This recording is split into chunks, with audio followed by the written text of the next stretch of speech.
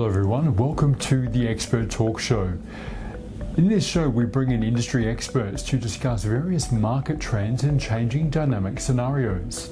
Today we have Paula Simoes from the agency and also a member of the Bondi Chamber of Commerce in Sydney. The agency is a full-service luxury real estate brokerage and lifestyle company representing clients worldwide in a broad spectrum of classes, including residential, new development, resort real estate, residential leasing and luxury vacation rentals. Paula is a licensed sales agent who's been helping people in making one of the most valuable decisions of their life, buying and selling homes. Paula, welcome to the show. Oh, thanks, Dean. Thank you so much for having me. Well, Paula, how was the real estate space in Australia when you started off with your career, and after over a decade, how is the real estate industry now? Every industry, including my industry, has highs and lows. So you can imagine, also our industry is based on our economic factors. So working in the industry for the last decade has been an interesting cycle where I've worked through the GFC, I've worked through Royal Commissions, I've worked through tough markets, great markets, and now we are booming. And it's an exciting time in real estate. Following from that, what is your take on the eye-popping uptick in the median house price of standalone houses in Sydney? Look, it's a market that we've not seen before, where with limited stock, there's a lot of demand, and that's just the nature of our business. So lately, homes that would have sold $500,000 cheaper 6 months ago, now there is such a fear of missing out. We have crazy bids, crazy prices, and it's very hard to price a home at the moment because the amount of extra money that these homes are getting, especially the home market rather than the apartment market. But all round, it's just an unpredictable, exciting time and buzzing time in the industry. Do you think the virus-induced property boom is becoming too hot to handle, and are there emerging signs of bubble-like scenarios? Look, I think during the corona time in last year, it was a very tough time. We were all in lockdown, and it was very hard for us to be ringing people and talking about a possible sale of their home. A lot of these people had lost their jobs, and a lot of people weren't comfortable having these conversations. There was a fear of the unknown, not with our industry, but with the whole world. So it's a delicate conversation to have with people during that time. So I think we really slowed down. The market was on pause, on hold for a while. As soon as the pandemic came through and, we started to have a bit more activity in the world, and keeping our Australian, economy, beating, I should say, it's just been a whirlwind. It's just been a huge skyrocket in our industry. So it's been such a positive response and bounce back. Paula, now let's talk about your entity, the agency. How has the response from the clients so far, especially amid the pandemic? Look, I'm very lucky. I work in a very, very good brand, very well-known company, especially in Sydney, and where we work across the whole of Sydney. So we've had such great management support, and because I think it comes from above, so with our management support, we've been able to, hold hands with our clients and make sure that, we go through the journey together. So it's just been a very positive time for us.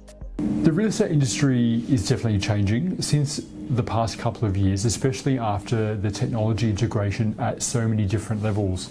Even during the pandemic-induced lockdown, several real estate companies elevated clients' experience by offering property viewings at home, live from locations or digitally. What is your take on that, and can you tell our viewers more about the agency app? So in regards to, everyone had to pivot during this time, and we had to think outside the square and continue to do the right thing by people, our business and our clients.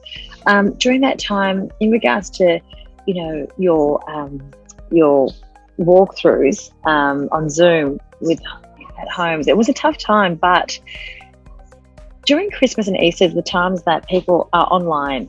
So when you're home and you've got time and you're not at work or you're out of your routine, is when people jump online and they start to think about selling, moving, doing different things. They get on realestate.com, they get on domain.com, and they start to just daydream of a possibility. So that time made it more interesting for people to say, you know what, I might ring my local agent and I might have a chat to them. And then it started the walkthroughs. You know, we couldn't come over because of, you know, the rules and the lockdown. So what we did is what we're doing. You know, we jumped online and it was more of a, okay, turn right, turn left. Oh, look at the view. Show me that view again. And, you know, it was more of a conversation. It was a bit more casual, and it broke down a lot of barriers as well. So it was very positive. And we didn't even call them appraisals. It was more of a price check. While you're home and you're doing your life admin that you've probably put on hold for the past 6 months, why don't you just get a price check? So it was, you know, it broke down a lot of barriers, which is good. Paula, the pandemic is far from over. What major threats and opportunities do you foresee for the property sector, and how do you plan to handle them? That's a really good question, because there is still a bit of uncertainty. You know, we've been very lucky with the government first home buyer grants and renovation grants. So we've been very lucky with our government supporting our industry, and low interest rates, which has enabled buyers to feel confident and make the decision to go out and purchase their home. Now that JobKeeper is come to an end, and I think that's really going to affect, you know, it's going to be a bit of a let's wait and see what happens and take things day by day, which is what we've been doing. And I think what the pandemic has taught us real estate agents, and I think the world, is learning to embrace the change and pivot and work with what we've got. So that's all we can do at the moment. But we're very lucky to be in a country that is still, you know, economically flourishing. Appointing a property manager to take care of a major property is a major decision, but there is more for property owners to consider than fees alone. What are the key factors that people should look for when having to choose a property manager? Well, with property management, you know, it's true that we've got property managers looking after your asset and making sure it's a big trust. Our industry is about trust. Look, I think the first thing is, and I think, you know, property management's like sales. If they like you and they trust you, that's it. You know, that's where you want to work with people. It's a relationship business. We're all about relationships. And so when you build that relationship and you have that trust, you know, it's a matter of being able to pick up that phone and ring the person that's looking after your asset. In Sydney, there's nothing less than $1 million. So it's a lot of money. You really want to work with someone that's professional and trusting. And lastly, Paula, do you think making business future-proof from disruptors is essential, and how do you do so? Oh, that's a really good question. Yeah, I think it's very important to, you know, we can't always foresee what's going to happen, but at the same time, you know, we've got to learn from, you know, experiences. And last year was a huge learning curve for me in my business. And I would be lying if I said I didn't panic. You know, at one stage, I think we all sat at home saying, are we ever going to leave the house? Or, you know, I thought, oh, am I ever going to show a property again? It was just the fear. But what I did was, you know, during that tough time for me, I picked up the phone, I rang my business coach, and I got extra training. And that extra training kept me motivated, kept me learning, kept me growing. And I think if you're learning and growing and pushing outside, you know, your comfort zone, I think your business is just going to flourish. Paula, it's been an absolute pleasure. Thank you very much for joining us on the Expert Talk Show. I'm Dee Mitchell for Kalkine TV. Please stay with us.